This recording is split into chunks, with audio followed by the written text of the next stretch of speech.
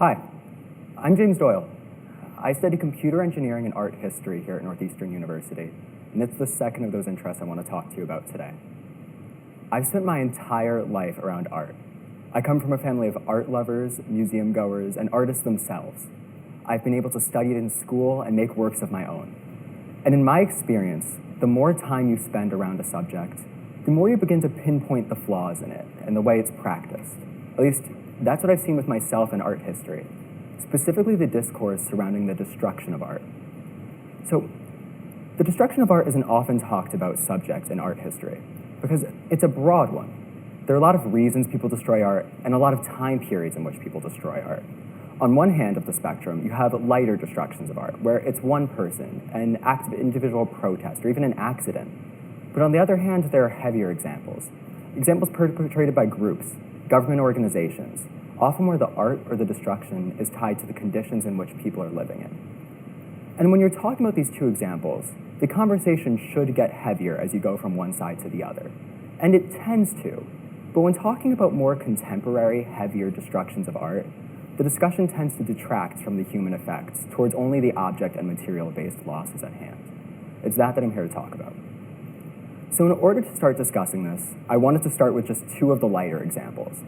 Behind me is All the Eternal Love I Have for the Pumpkins by Yayoi Kusama, part of her Infinity Mirrors exhibit. So the way the exhibit works, the viewer is placed alone in a small room, standing on a small platform. Around them is one object repeated on the floor, in this case, large glowing glass pumpkins. The walls are lined with mirrors, so to them it looks like the object is repeating infinitely in every direction around them. One unfortunate museum goer, while trying to take a selfie in one of the mirrors, accidentally stumbled and stepped on one of the pumpkins, smashing it. Now, luckily for them, there were zero ramifications of this action. No charges were pressed against her, and the piece was ultimately restored by the living artist Kusama. The exhibit was only closed for 3 days. And there was a similarly scaled event in Ireland when a man punched a hole in a $10 million Monet painting. So, at the time of being apprehended by authorities, he claimed it was his attempt to get back at the state, though he would later deny this in court. He was subsequently arrested for 5 years and banned from all Irish galleries for 15 months. Similar to the Kusama, there were very little ramifications of this action. So we can kind of discuss it more freely. Both works were completely restored and are back in galleries.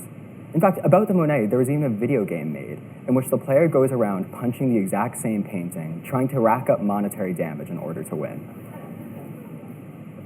But the issues then arise when we distance ourselves from those lighter examples towards the historically more grave ones, the ones where humanity is more interwoven into the art and to the destruction, where it's less replaceable.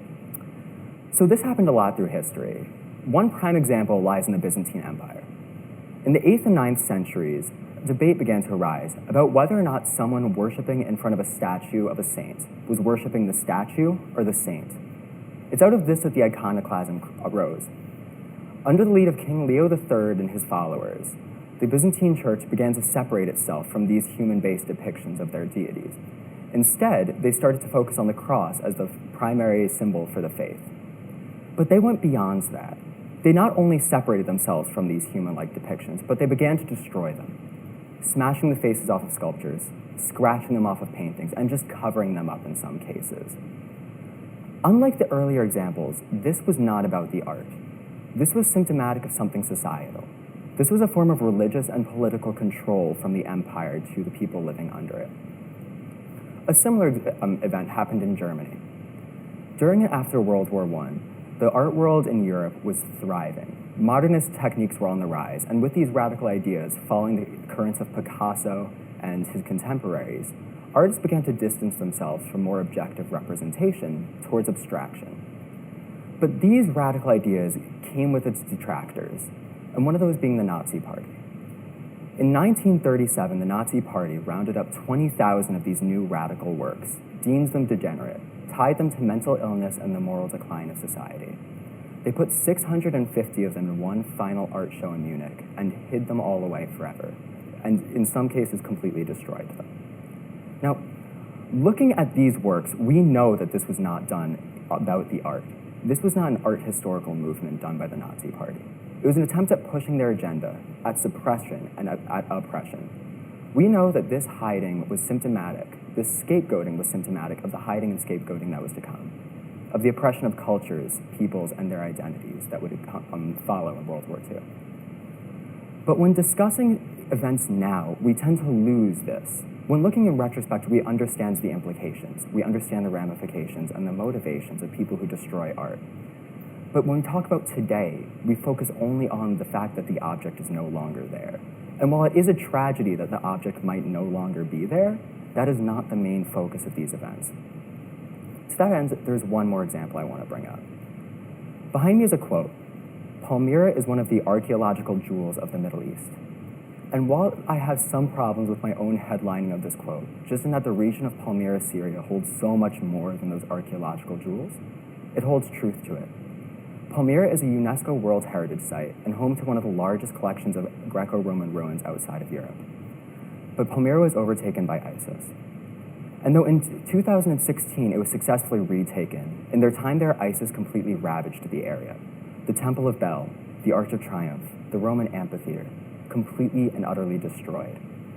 And while yes, behind me in that smoke there are ruins, I just want to point out that there are people there. And when discussion happens about these events, we tend to ignore that. Like, yes, there was the destruction of the Arch of Triumph. Yes, there was the destruction of the Temple of Bel. But alongside that was the destruction of people, of cultures, and of their identities. The identities of people who wove their lives into those regions, into those ruins, and into that art. And when we don't see those people, it's easy to dehumanize them and to forget that they are being influenced by this, especially being so far away from them, as I am right now speaking from the West, either geographically or culturally distanced. But for that, I just want to take a moment to reflect and to just draw everyone's attention to reflect.